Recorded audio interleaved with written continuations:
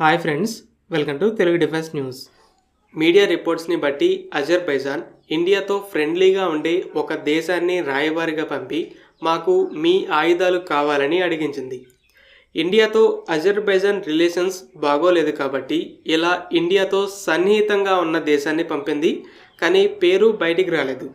ఆ దేశం ఏమందంటే, మీకు వెపన్స్ని ఎక్స్పోర్ట్ చేయడంలో బాగా లాంగ్ టర్మ్ కస్టమర్ కావాలంటే అజర్బైజాన్ సిద్ధంగా ఉంది.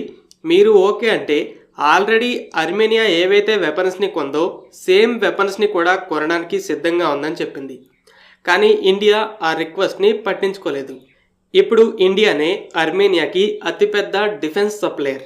2020లో స్వాతి రెడార్స్ని కొన్నాక గత 2 సంవత్సరాల్లో కొన్ని పెద్ద డీల్స్ని కూడా సైన్ చేసింది.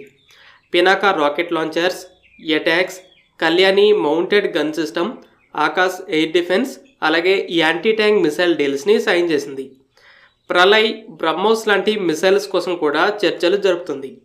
అయితే గతంలో అజర్బైజాన్ తమ మీడియాతో ఈ డీల్స్ మీద నెగిటివిటీని కూడా స్ప్రెడ్ చేసింది. ఒక అజర్బైజాన్ న్యూస్ పోర్టల్ ఇండియా వేల కోట్ల ఖరీదుతో పనికిరాని లో క్వాలిటీ వెపన్స్ని అమ్ముతుందని ప్రచారం చేసింది.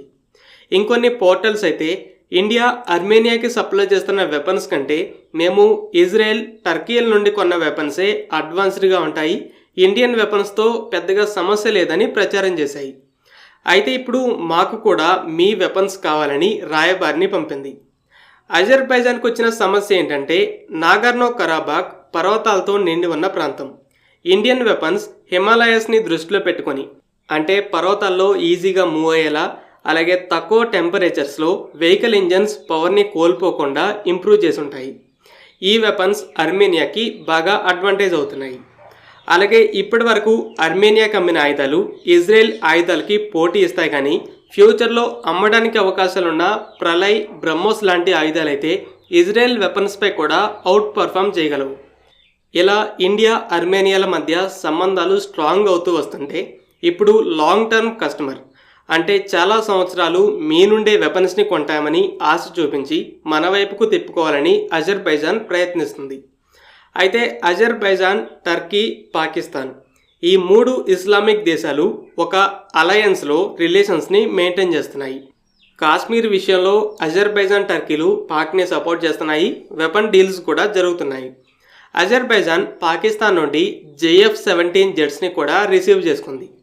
టర్కీ నుండి కూడా భారీగా వెపన్స్ని కొని అర్మేనియాపై కూడా వాడింది. అయితే జియో పాలిటిక్స్లో ఒక ప్రిన్సిపల్ ఉంది, మన శత్రువుకి శత్రువు మన మిత్రుడు. అందుకే ఈ ట్రైలాటరల్ అలయన్స్ని కౌంటర్ చేయడానికి ఇండియా, గ్రీస్, అర్మేనియాలు కూడా దగ్గర అవుతున్నాయి. గ్రీస్ తమ దగ్గర ఉన్న S-300 సిస్టమ్స్ని కూడా అర్మేనియాకి ఇవ్వబోతుంది. ఇంకో పక్క ఇజ్రాయెల్ కూడా అజర్బైజాన్కి ముఖ్యమైన వెపన్ సప్లయర్గా ఉంది. అయితే ఇజ్రాయెల్కి వ్యతిరేకంగా ఉండే ఫ్రాన్స్ అర్మేనియాకి దగ్గర అవుతుంది. సో అజర్బైజాన్ ఇప్పుడు వెపన్స్ కావాలన్నా అమ్మడానికి ఇండియా సిద్ధంగా లేదు. ఫ్రెండ్స్, ఈ వీడియో మీకు నచ్చినట్లయితే లైక్ చేయండి.